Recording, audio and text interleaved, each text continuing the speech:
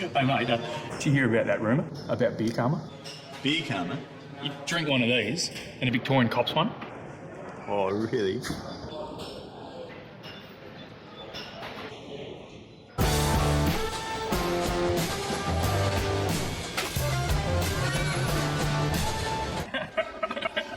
They did claim to invent the footy.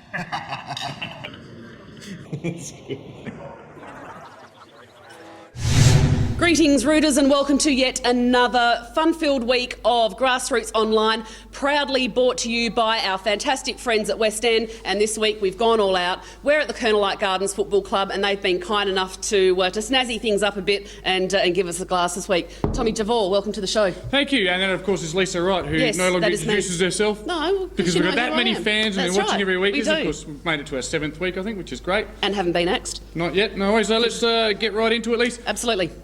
Tonight we will come to you. Did we say where we're coming from? Yes, the Colonel Light Gardens Football Club. That's exactly where we are right The now. Lion's Den. Indeed. Let's go on to last week's Things of Interest. Things of interest. Big results. Div 1. Div 1, Greyhound Racing, Div 1.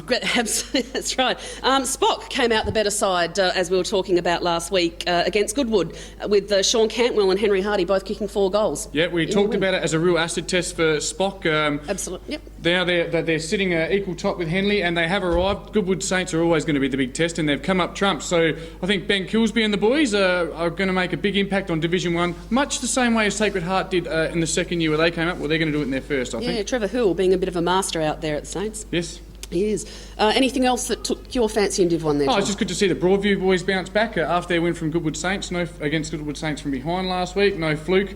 And Henley, again, strength to strength. They are the team to beat, though, for sure. They sure are. Div 2. Now, as predicted by the nice young man sitting next to me, Walkerville did, in fact, Smashed beat them. Portland, smashed them by the solitary point. Now, West End stat. Brad Fisher kicking 7? No. Oh. 4 out of Portland's 7 games this year have been decided by less than single-digit margins. Yes. Either way. Good stat. Super stat, that's the stats you. that matter. Thank you. And also in Div 2, Old Ignatians knocking off Eastern Park. Eastern Park still winless. It could be they could be heading down for the Villies Division 3 next year. They certainly could be, unfortunately. Yes. Have you got anything for Div 3, Tom? For Div 3, interesting to note, Paynham had a little win there, 10-point win. Nick the situation Jolly best on ground. 4 goals? 4 goals, and the man who I've been talking about potentially, possibly exploding eventually, he finally had a decent game. Gray Grant, the boy from Tasmania, former... Well, it was a chance to go AFL, but he discovered alcohol. He discovered West End, so you can't blame the boy. But, sorry, the other one, Athelston. Yeah, big score. Yeah, Big a score, 20-goal win over the hapless Bulls. I've read in various publications the Bulls are looking to recruit before the cut-off date, and they're going to need to sign some big names, or they're heading down to the Army Reserve Div 4. They sure are. And just before we go to the Army Reserve Div 4, let's have a look at some footage provided by our fantastic cameraman. And we're going to take a look at Golden Grove versus Elizabeth today, and the big blockbuster from last Saturday, Fitzroy versus Glenunga. So just on Div 4, Golden Grove, they just led from go to woe, and they just pulled up 1 point short of the magic 200 mark, with Dasha Ravlich kicking 9 goals, and Tom Oliver and the Man Mountain, Scudsy, both big kicking Scuds. 7. Tom Oliver, I wonder if his nickname's Harold. I don't get it. Harold from Neighbours? Was Harold's last name Oliver? No, his name is Tom Oliver. Oh, that's some pretty intense, edgy comedy there, Lise. Does that class as a West End stat? Thank God No. the footage is playing, so my eyes didn't. You can see my eyes rolling back in the head. Have you got anything else on Div 4? Because I noticed Para Hills so close yet so far. Far away. Yeah, a draw there for Para Hills. A lot of people said they wouldn't even get that close, but Plimpton also could be in real trouble there. No, Para Hills won their first game last week. Well, the paper says it's a draw. The paper says they won by a goal. Congratulations. There you go. Nothing like live television. Absolutely. I'm Para Hills. Never doubted you and Scotty Bamford and the boys for a second. No worries. Div 5, and as we look at the footage of that, as predicted, a ripper game of footy played out at Fitzroy. And while the Roys were actually 9 points up partway through the last quarter, Glenunga actually managed to get over them by 10 points. And from all reports, it was a fantastic game. It was a hard game. No nigglies. Everyone was sort of a bit worried that it might heat up. but it was just one honest, good game of football. Yep, and good on them for having a dip, and that's what you want to see. Well, there's something else that interests me in Division 5, a team that you've been all over at the start of this year. You really were quite harsh on them, and that was the Magpies down at North Haven. They had a good win on the weekend. Yeah, that's your fault because you keep saying every time, oh, yes, and I think they'll come back next week. Tommy Lipson He's kicking a freak. 7. The man is a freak. Weren't tempted to give a little Winterland nudge, Mr. Winterland, say, get someone else on Lipson. No, the man is a freak, and I told him so when I gave him a drink of water because that's just the kind of... You actually went up to him and said, you're a freak? I did. I said, no, well, obviously I know Tommy, and he didn't even play the full game. Went off with a bit of a niggly knee partway through the last quarter. But, yeah, he was just absolutely amazing. I know he's playing with his brothers in Div 5, but definitely shouldn't be there. He should be out kicking goals. Talented with Portland footballer. in Div 2, absolutely. Just on that as well, or not just on that, but in another game, Luthies also had a massive win over Was with Danger Man, Rowie Meagle, kicking 7 goals as well. No, there's a couple of interesting ones for Division 6 I've got for you, Elise. I'm not sure what you got for Division 6. Hopefully I'm not stealing your notes. Ingle Farm, I tipped them. I said they'd have their first win, so well done to Knowlesy and the boy and the girls who gave me a massage down there. Here at Colonel Light Gardens, I won't be getting a massage from their trainer, Steve Ridley. Keep your hands away from me. Oh, there he is, just over there. He's just waved to me with one finger. I wish we had a cameraman to turn that camera around to tell you what. But the big one, I was standing outside of an establishment on Hindley Street, taking my nephew somewhere where he wanted to go, and I received a very firm grope of the buttock from the one Jeff Riddle. And he came up and he said, Tommy, we dropped it. We dropped the game. They Devastated. They absolutely have. Everything was flying down at Mawson Lakes, but they... Adelaide Uni, a fast, young, fit Adelaide Uni, too good, getting over them by 8 points. So anyone can be beaten in every league. Yes, absolutely. And just on the Ingle Farm game as well, look, the law was laid down by Coach Wayne Knowles after their performance on and off field the week before. And look, whatever he said, it certainly got an automatic result. And another West End stat, I'm just pulling them out from everywhere tonight. It's actually they won A's, B's and C's. First time the club's actually won all 3 games since 2005. That's actually a fantastic stat. That is a pretty good stat. I'm pretty proud of it. Any other clubs winning all 3 grades on the weekend? Well, look, there were probably plenty. Ours wasn't one of them. No, it wasn't. Not sure what happened to Black Friars on the weekend. Didn't they cop a smashing? 98 points. Yes, they at did. the hands for of Woody a South. team that was up and flying well. Woody South are the team to beat, and they've just stamped their authority all over Black Friars. Yeah, and absolutely. And I guess that main one there is Jeb Stubberfield, who came over from West Croydon kicking 7 goals. Yep, the stub. Are we on to Div 7? We are on Div 7. So I prepared my first ever prop gag. Mitchell Park, the only team left in the entire South Australian Amateur Football League that have cut through all their opposition. It's a knife, they cut through. Well, in the A-grade competition. Yes. Of course, they were victorious on the weekend. 7-0, remaining the only undefeated team in A-grade. Yeah, look, as I said, in the A-grade comps, and they've probably now become less backable than Black Caviar to win the Div 7 flag. So, well done to them. Did it without the McDonald boys, who are ever popular on this, but Potozinski popped up for 6. Didn't he? Yes, and he does well every week. So He sure does. He'd probably be a good chance of popping some sort of award at the end of the year, no doubt. I think that's all I've got for around the grounds at this point. Yep. And so what we'll do is next up we will come back with the footy trip from the Colonel Light Gardens Football Club. But what we'll leave you with now at the end of this segment is a bit of a coach's corner with Ashley Mitchell from Golden Grove. Back soon. There it is. Look, all we ask for is not to make sure we don't play a good place at footy. I thought our work rate was there. Obviously, as we get tighter, the skills drop a little bit, but I didn't see too much over possession or blokes playing for himself. We're still looking to give that first option, and that's all we asked to do. So saying that, I mean, that's given us that's given us a 16-goal break. We still said the second half of football, we don't want to be outscored. So look, they're still trying. I mean, and they're going to continue to try. Here we are, as we said, at the Lion's Den of Colonel Light Gardens. Now, for anyone that knows me, you're probably saying, he's standing on another balcony. He hates heights. Well, I bloody well do. But I'm here for you, Rooters. We're going to meet everyone at Colonel Light Gardens tonight. A great club, great facilities and great people. Stay tuned, Rooters. Here come the Lions. Wow.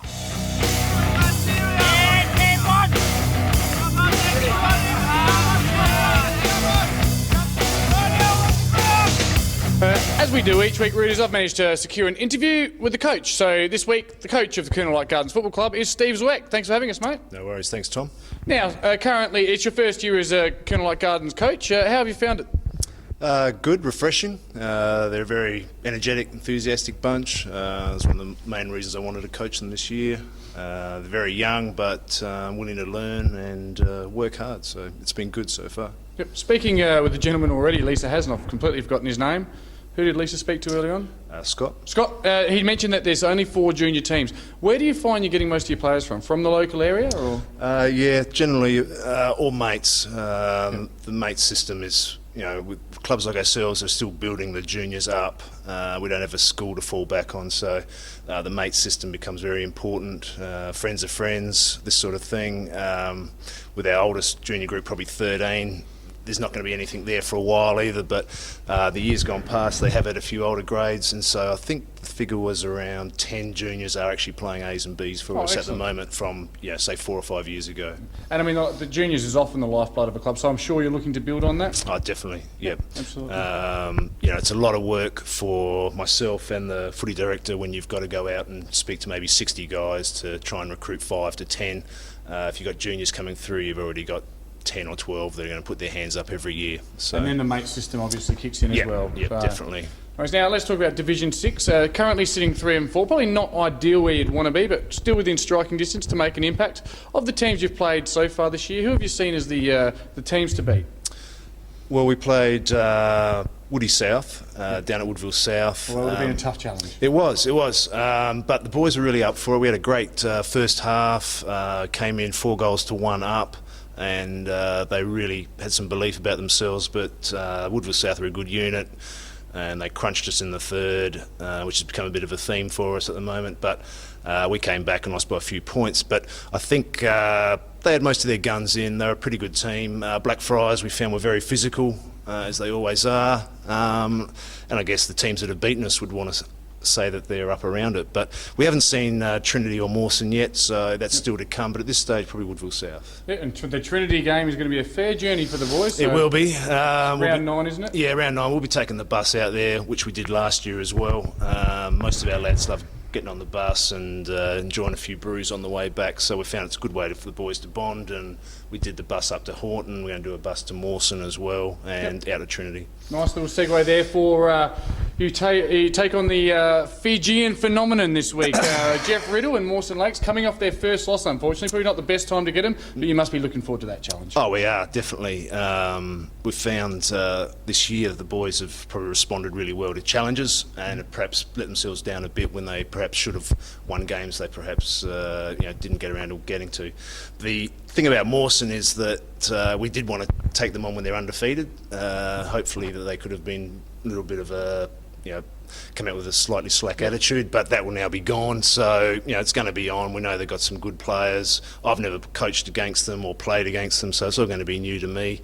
A few of our lads played against them last year, so they've given us a few tips, but it's really just going to be 18 on 18, and we just need to bring some of the form we had when we played Woody South and Blacks. Yeah, absolutely. I mean, I think we talk about their players regularly on this show, Lockie Kennett, Robbo Gorman. I guess if you win the midfield battle and you get more supply to your forward, you're a massive chance, so it should be a good day. It is. Look, the style of footy we're trying to bring forth, contested footy, one-on-one, those sorts of guys, being good players, they should have a natural opponent on them anyway. So we're hoping that we can shut them down a bit. Obviously, Lees and Novacell and Ralph and Smits and these guys up forward we'll be looking out for, but they have to look out for some of ours as well. Absolutely, of course they do. Now, speaking of yours, again, nicely done there. Tell us, opposition coaches are going to be well aware of who your better players are, but just for the viewers at home, who have been the better players for Colonel Light Gardens this year?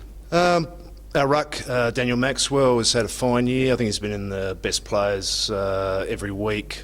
Sam Marshall, who's come across to us, he's a junior, played Sacred Heart last year, has had a fine year as well. The captain, Emmett Wood, is a very, very classy player, and Peter Appo, who you saw in the high marking. Can mark the boy. Can mark. He's just winding up. He's had a little bit of a back injury, but I'm expecting a really solid last half of the season from him. And I've got to ask, apart from Jack Grover, who needs to lift? Well, Jack, poor old Jack. I guess there's a few lads who are on that fringe area.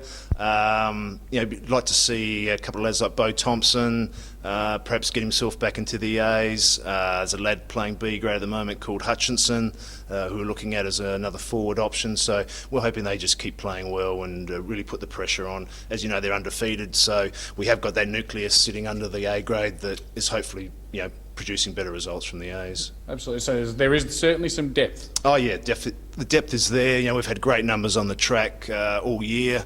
Unfortunately, we're just not quite finishing off the games we should win in the A's to frank it all. But the B's have been going great, and that's credit to Costa, and who fortunately couldn't be here tonight. And his boys have gone really well. Nice. And I'll give credit where it's due. Of all the footy trips we've done, you had as many on the track tonight as any of the clubs we've been to, whether they were Div 1 or Div 2 or Div 3. So obviously things are going in the right direction, mate. Look, I want to wish you the best of luck for the rest of the season. Thanks so much for having us at your great club tonight, and good luck against my old boys, Mawson Lakes, on the weekend. No worries, Tom. Thanks for having us. Thank you. What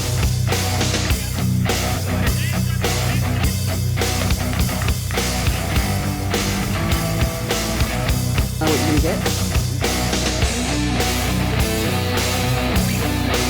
Pretty did Sutherland play. Working. Back up. All right, well, we're standing here in the middle of the beautiful Colonelite Gardens football oval, freezing our proverbials off, and with me I have Football Director Scott Hooper. Scott, thanks for joining us. Thank you, Fahar. Thanks for coming out to the Colonelite Footy Club. Oh, no worries, glad to be here. Now, what's going on off-field around the footy club this year? Off the field, we've had a pretty good year so far. Lots of people coming back up to the club after games, and just a few functions we've had. We've had Ladies' Day and Supporters' Day, and we've had real good crowds out, so things are looking really, really good off-field, and hopefully we can turn it around on-field and have a few wins later on in the year. Beautiful. Now, in terms of, I guess, up-and-comers to the club, what's your junior structure like at the club? At the moment, we've gone back just to having under 8s, 9s, 10s and 13s, I believe it is. A few years ago we did have some higher grades, but this year we've sort of... Sorry.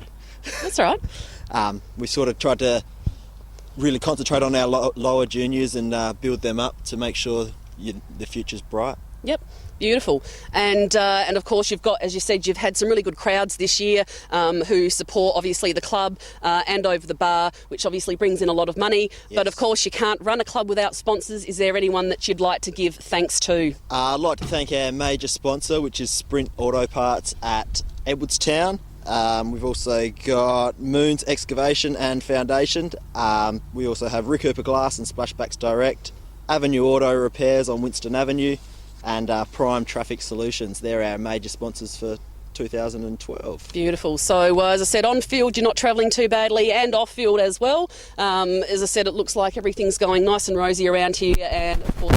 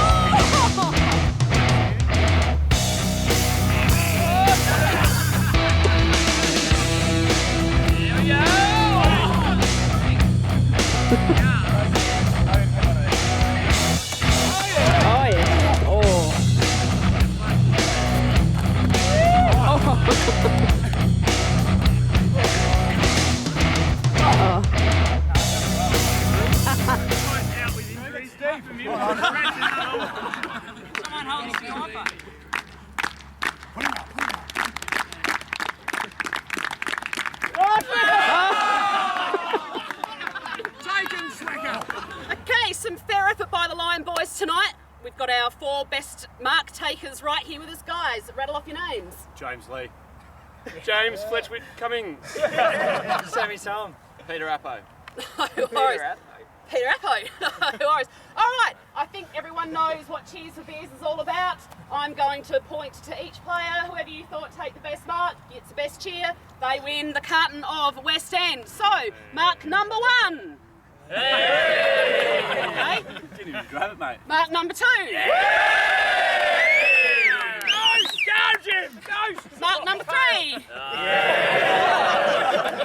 And Appo's mark. Tough one, but I think it goes to Mark. Congratulations, my friends. A big thank you to the Cattle Light Garden boys, affectionately who we used to know as the cheerleaders. A big mention to Zwecky, who almost took a fantastic mark. We'll see you next week.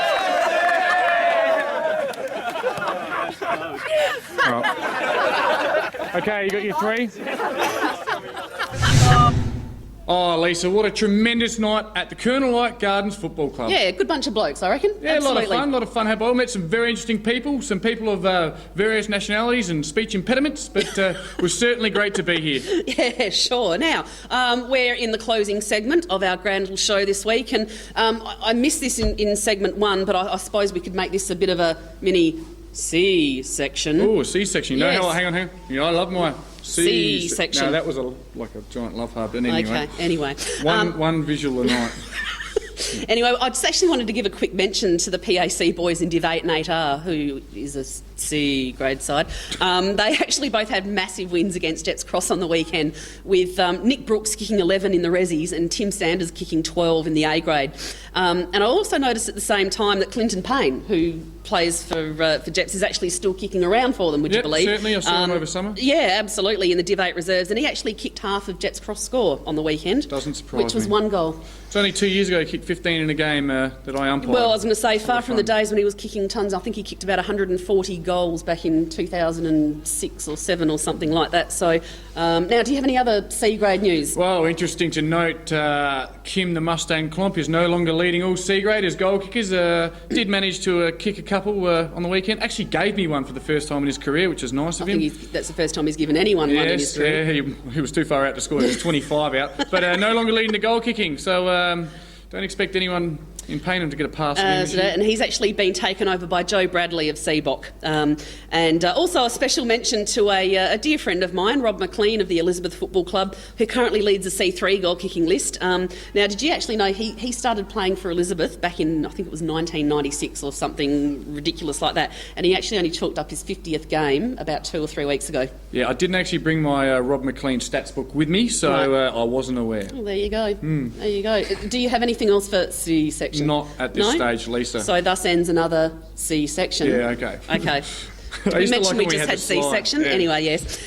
Milestone, just the one milestone for this week. Troy Simpers played his 150th game for Glenunga last weekend, and he's been, once again, a massive club man around Glenunga for quite some time, so congratulations to him.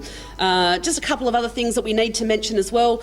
In the sports beat, there's actually currently a spare advertising spot in the sports beat. I think it's near the Division 4 section or something like that. So if your club would actually like to advertise an upcoming event, past Players' Day or a 150th year celebration like Modbury's doing at the moment, or even just acknowledge your sponsors, please contact Georgie at the League and she'll be more than happy to hook something up with you. Anything really. A Gentleman's Day, we love them. Yes, and I'm sure they'd love to advertise one of those in a paper that goes around all over Adelaide. Hey, you pay the money, we'll print it. we. Okay, Lise, this week. Can we talk about this week's games? There's a few things. I've got a stat that I think you'll like here. Really? A Tommy Javois stat that matters. Okay, in Division 1, Division 2 and Division 3, my 3 pre-season grand final predictions all play each other. Really? Yes. Henley and Gazer at Henley Memorial Oval. Going to be epic. Get on down to that one. It'll be interesting to see if Henley have caught up and taken over from, because Gazer had full control of the league last year, I felt, but without their home ground, I think Henley may actually have leapfrogged them and are the team to beat this year. Special comment. I was actually just going to say Henley seemed to have a lot more depth right throughout their grades, as opposed to Gazer, who's actually winless in the B grade at the moment. So I'm not sure what their injuries are like, but I think that's obviously going to flow through. Yep. Later on in the season. I did actually speak to some Ross Trevor parents, like parents of players in the Ross Trevor Old Collegians teams this week, and who played Henley last week, and they said they just look bigger than any other team they've seen. Yeah, they bigger do. in height and bigger as in core strength, body strength, as they in do. visually stimulating, muscly type They're stuff. nice up top. Yeah, they put together them boys, those Sharkies. Anyway, it's enough for that. Anyway. Div 2, my pre-season prediction. Adelaide Uni Port Districts at University Oval. This one, oh, God, tear down the fences.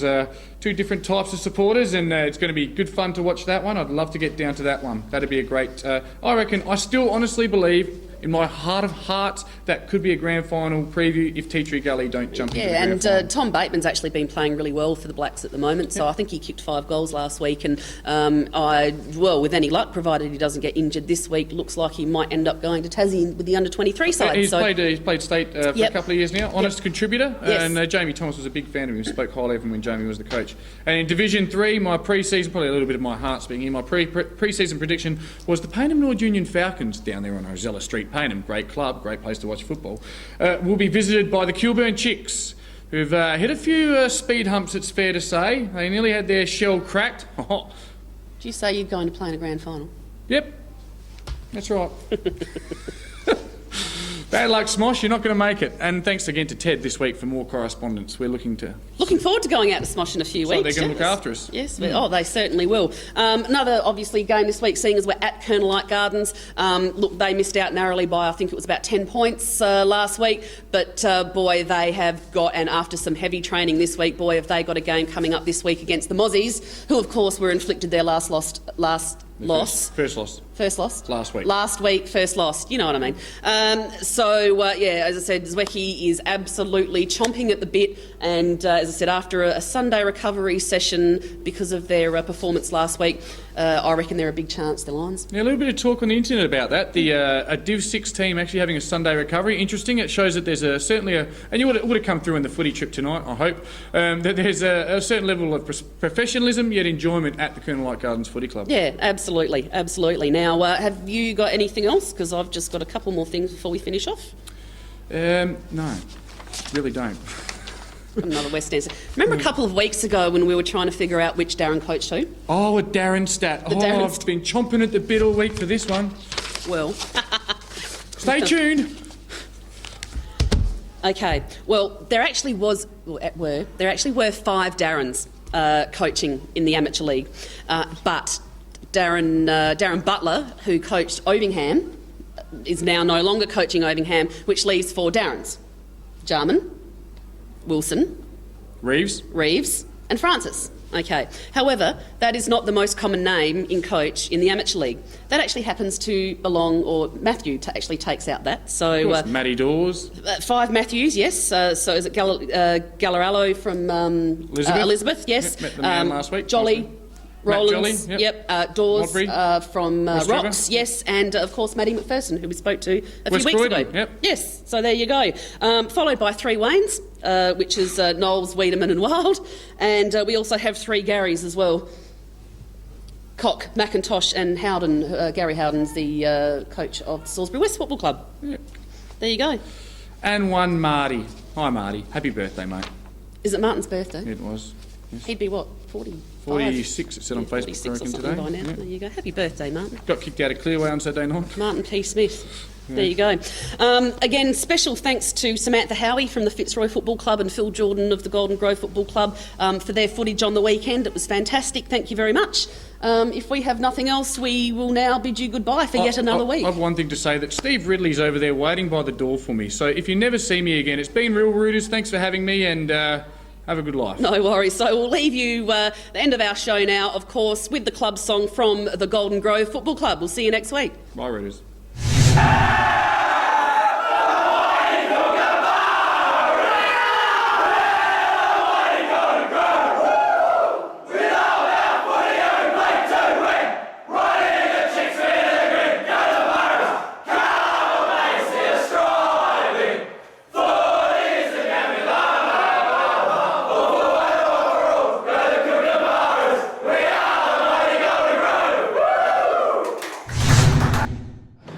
Hey mate, did you hear about that rumour about beer karma?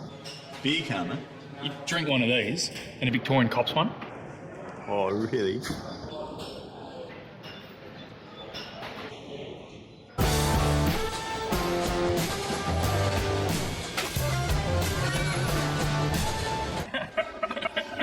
They did claim to invent the footy.